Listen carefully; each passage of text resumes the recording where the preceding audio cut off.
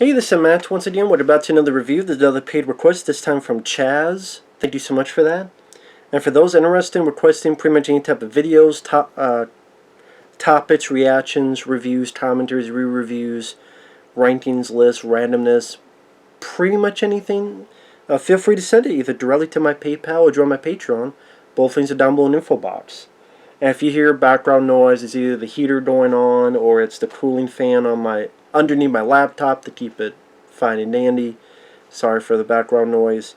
But this is back around 2011. There was a little, I don't know if it was 6 or 8 part series of Black Panther by the Marvel Knights style of animated. The anime style that they're more motion comics than actual animation. I've seen a couple movies and other stuff that have done this. And when I first saw it, it looked kind of cool because it is like a comic book, but like a movie, motion comic. I would say I do prefer actual animation because the motion comics at times people are moving. It just maybe like you first see it, oh, dude, that's kind of cool, but then it's not something I like to see repeated over and over again in other mediums. I wouldn't say it's like, oh, I hope this tastes over. Like, I'll take what DC does with either Batman, Gotham by Gaslight, or The Dark Knight Returns, or Peter Weller, Under the Red Hood, Batman, Superman, Public Enemies, things of that nature. I prefer that animation more than the motion comic style. But he just wanted me to check out the first 2 episodes. And to be perfectly honest, while this wouldn't be a rant, I would not care to watch the rest of the show based on these 2 episodes. Because, if you don't like Black Panther, supposedly you're racist. You know what? I'll take Blade and Blade 2 over anything Black Panther any day. I think Blade is a cooler character anyway. I think he's got a cooler story, cooler backstory. The whole horror vampire aesthetic is more appealing to me. And you want to talk about movies, Blade is, Wesley Snipes is a badass motherfucker. But here, the 2 episodes, they barely have. Well, okay, technically they have a Black Panther, just not the modern Black Panther. The idea is supposed to be a build-up because it's going to last like 8 or so episodes. 6, whatever. Okay, but okay, episode 1. It has a scattershot, almost it's all over the place feel to it, with at least these 2 episodes. It's 20 minutes long, but it's like we go from here to here to here to here to here. So like we go from the 5th century AD with one Black Panther. Then we're in a modern time where a group of people, including a general and a secretary aide, the general was actually voiced by Stan Lee, and they kind of make his character kind of a racist character. Thought it was weird. Then they tell a story about what happened in World War II, where Captain America faced another Black Panther. Then you go back to the present time, the general meeting with the president's aide. Then you go to Wakanda to someone find a Black Panther. Someone wins, and that someone is T'Challa, which will be the new Black Panther. And it's just like, okay, we're here, then here, then here, then here. It's like trying to do Highlander the movie in 20 minutes. Or something. It just, like, throughout this, really with the opening credits, it's 19 minutes. With the opening credits and the ending credits. So 18, 17 and a half. In that span, you go through at least 3 different time periods. And I'm like, that seems like a lot to do in a short amount of time. And so it just has this, again, this almost, the scattershot feel to it. Because we're in the 5th century AD. There's traps in the field and spears, and people getting killed, and someone even goes, "Kiss my." I'm like, was he going to say "kiss my ass"? Like a spear's coming at him and go, "Well, kiss my what? Kiss my grits? Kiss my grits? Well, you kiss my ass." I mean, would people be saying that in the 5th century A.D.? Maybe that's just me. I wasn't around, so maybe they were. It just came off as weird. And there was like one Black Panther warning someone, leave us, and they would come back. Why they even need to be in the episode? Because we never go back to that 5th century AD. We never go back like, oh, is one of them descendants? And no, that never comes back into the plot. It's just, here's a random short segment of a Black Panther during 5th century AD. Where some people try to attack and they get killed with a bunch of spears. And then a Black Panther comes in and goes, get the fuck out of here. What did that really have to do with anything? Nothing really. And then it gets to, I believe it's Alfre Woodard. She plays 2 roles. T'Challa's mom, as well as this president aide. Which I'm like, why do they need her to play both roles?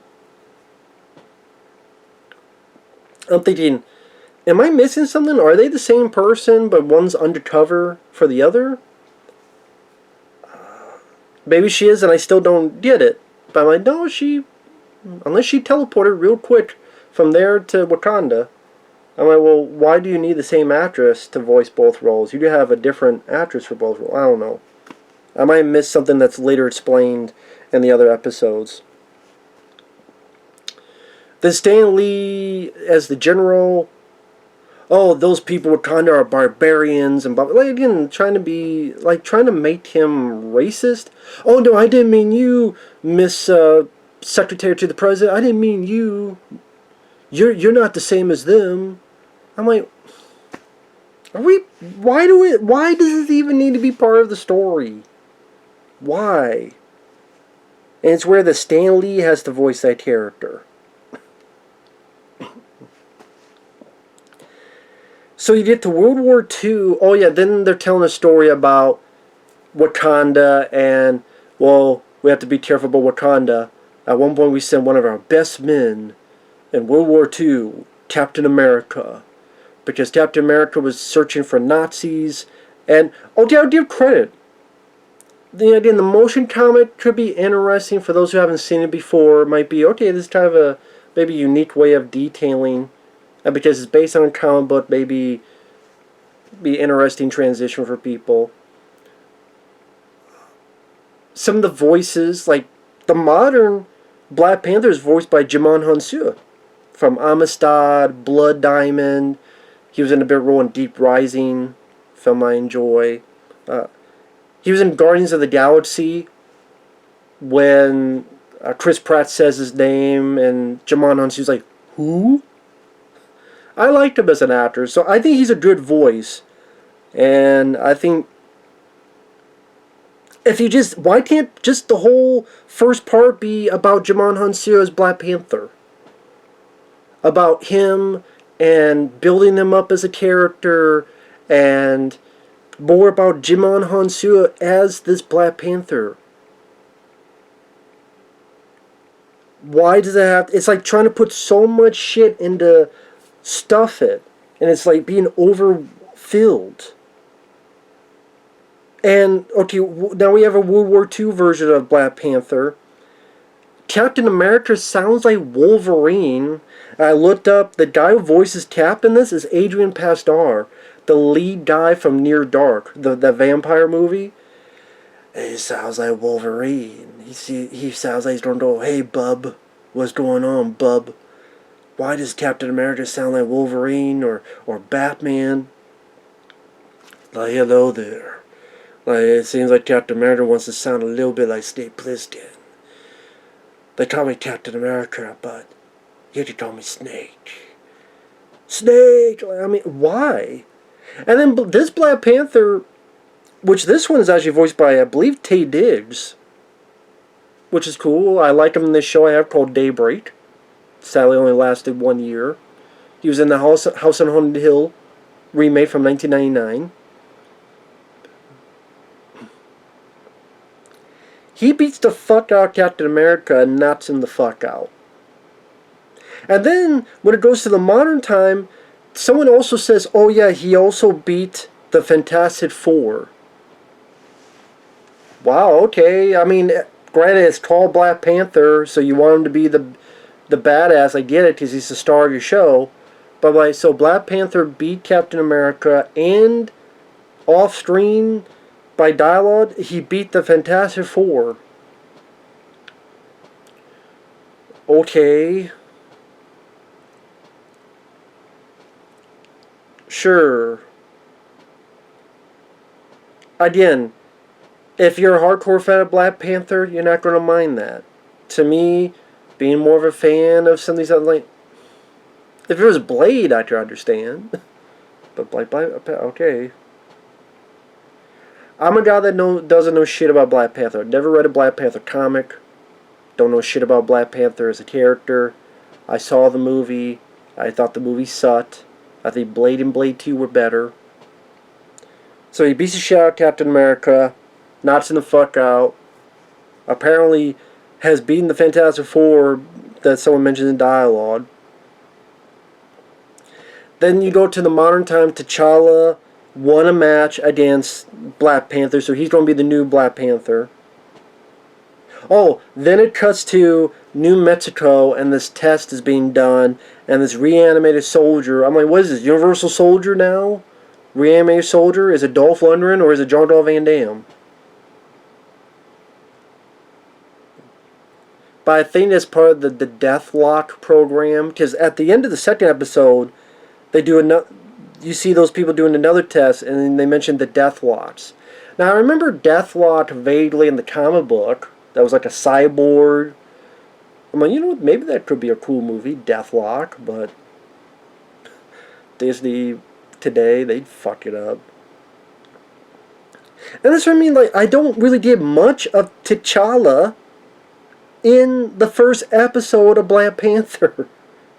He, like, did a cameo in his own fucking show in the first episode.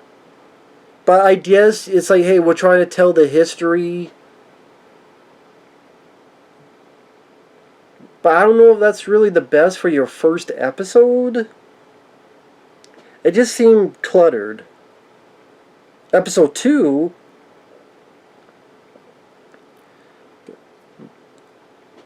Again, it feels like a cluttered... It's like we have 20 minutes, we gotta stuff it as much as possible, so there's no room to breathe. There's not much for development of characters at all. Like in episode 2, it's this guy... Dr. Claw, which made me think of Inspector Gadget, and he actually has a hand that could form into different stuff. I was waiting for Gadget. Dun dun dun dun dun. Dun dun dun dun dun dun dun dun dun. He's putting the team together to kill Black Panther and take over Wakanda. And throughout this second episode, you see him getting people. He gets this French savant hitman. Savant is a martial art. So at one point he gets that guy. At one point he gets this bad guy who was in a prison. The bad guy, Dr. Claw, breaks him out. Or Mr. Claw. Maybe it's called Mr. Claw. Or Doctor, Mr. Claw? Maybe it's called Mr. Claw, not Doctor. Maybe Dr. Claw is Inspector. I don't fuck. It might as well be a bad guy who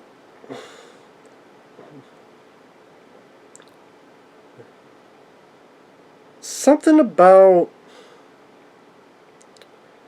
during this conversation. One of them tells his backstory to 19th century Wakanda, where some people were invading, and Black Panther used technology to vaporize the attackers. And in the present time, Escape, that guy goes to a brothel, kisses a hooker, is able to put his soul into the hooker's body, so technically kills her, possesses her, and leaves with the hooker's body in tow. Talk about transition.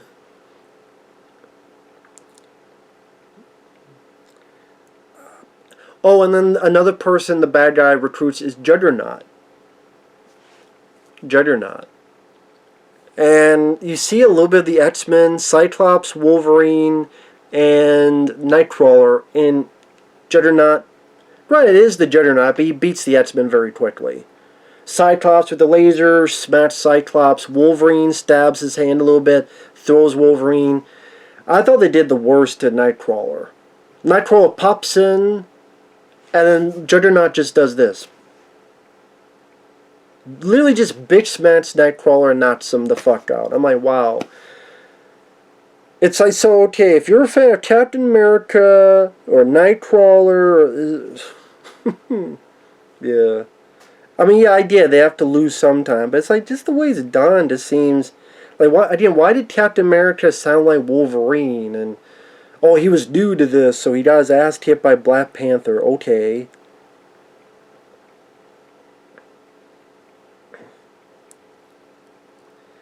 And then this general, just bitch smacks Nightcrawler. Literally just, without even looking. He's walking, he just does this, and Nightcrawler's knocked the fuck out. I'm like, it just rubbed me the wrong way. I don't know what, it just rubbed me the wrong way. And people go, well, what about T'Challa? It's about Black Panther, the modern. All you did with him is he's training a little with his sister. They're both training a bit. Then T'Challa's part of a meeting where the guy who used to be Black Panther that he beat, let me send your son to the U.S. Since he'll be envious of my job here, send him to be like, I don't know, ambassador in the U.S. And it's making a few other decisions. That's all you really get of T'Challa. So again, your first two episodes, T'Challa is a bit part in his own fucking show. I get that there's building up, but come on, this is 2 fucking episodes, 40 minutes, and all you get of T'Challa is he was fighting, and he won a match against the Black Panther, so now he's the new Black Panther. Training bit with his sister, a meeting, and that's it. Again, we did more, I guess that's his point, to tell more of the history of, here's this random 5th century one, here's World War II one where it beat up Cap, this is how badass Black Panther is, this is 19th century invaders. Again, I don't know if it's trying to, even the cat's fucking moaning about that. I don't know if it's trying to, again, try to get some stuff from Highlander, but even Highlander would make more sense because it's the lead character remembering what he's gone through. Here, it just seemed like,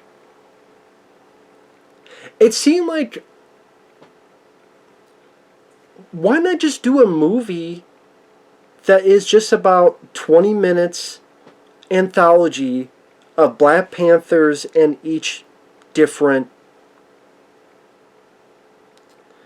century timeline. I think they did something with Batman, right? I think there was something done with Batman where it was anthology, and they each one has its own different unique art style. You could have done that with Black Panther. Each one, or kind of like, I mean, it's in the same universe with the stories, but each one's a different animation. The Matrix.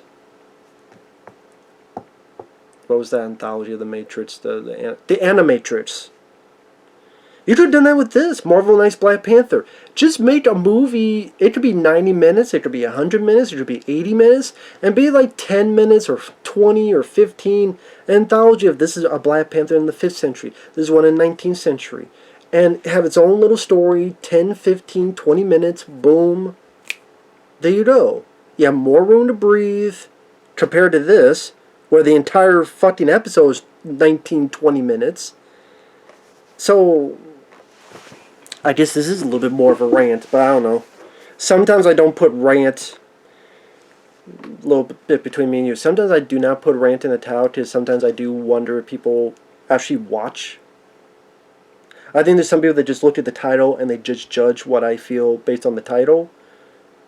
So if someone goes, "Oh, I'm glad you love it," well, now you know that they didn't watch the video. I mean, the voices of, like, Jamon Hansu, when I hear little pieces, I'm like, okay, he's potentially could be a good Black Panther. The motion comic is interesting for a couple minutes, but I would have preferred, like, traditional animation. Or even, like, in what they do with DC Batman animated films. You get references, again, the Deathlots, and people may go, well, this is based on a comic. Well, if it's based on a comic, then either there's some editing that needs to be done. Oh, yeah, how could I forget? At episode 2, another reference, Aurora, Storm, makes a phone call. And apparently she's an old friend of T'Challa. So Storm will appear later on the show. How could I forget Aurora? Just pretty much it's a phone call. Who is this? Yes, tell them it's Aurora. I'm an old friend of T'Challa. Sure, let me get, just 1 minute. What? Better hope she calls back. We've been waiting for decades for that phone call. And the guy's like, I did not know. So it's just, again, like, in the matter of 40 minutes, it's trying to put 1, 2, like 3 different other Black Panthers of different centuries, and then the villain recruiting a team, and then also this other side story with these people making these cyborg Deathlots that at the end of the last episode, they're testing a guy, they bring him back as if it's the Universal Soldier program. Here it's, they test on a guy that looks like got the suit of Black Panther, but then it gets shot, you realize there was some other guy that they tested on, and the Deathlot program is working. And I'm sitting there going,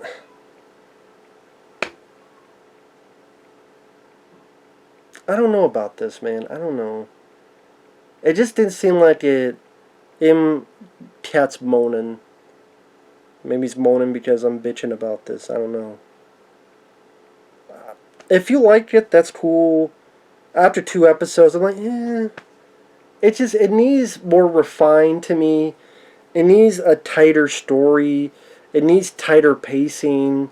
Not this, it seems like it's here, then it's here, then it's here, then it's here, then it's here. And it's like, I don't think it has a natural flow to it. Again, your first 2 episodes, T'Challa is barely a thing. You barely know anything about him other than he has a sister and he won a fight, so he's going to be a new Black Panther. Again, this is what, 2011 or so?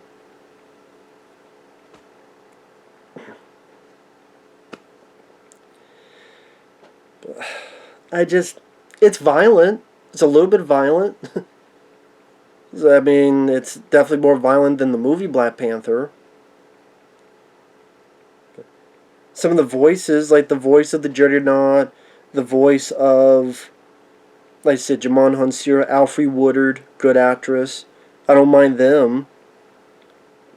Taye Diggs in the World War II Black Panther wasn't too bad.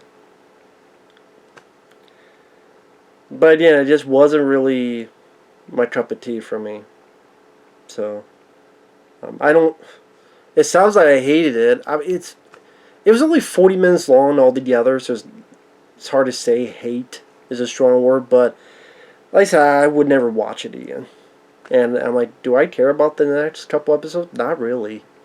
I have really no reason to say it. Of course, I'll be deemed racist because of that. I would prefer there was a Blade series, but who was it? Sticky Fingers?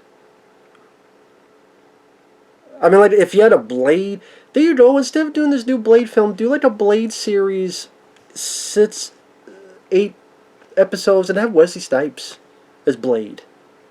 And even that could be with really good animation. I know there's a Blade like anime thing. I'm talking about like with Wesley Snipes as the voice of Blade. That'd be cool. Or do more Luke Cage, because that show I saw clips of doesn't seem like it impressed me. I remember Luke Cage being more badass in the comics, at least to me. That Luke Cage seemed cooler. Or I'd be more curious of War Machine cartoon. And have Don Cheadle voice the character. I'd be more interested in that probably. So I don't know. If you liked it, teach their own. We'll see you guys later. Bye-bye.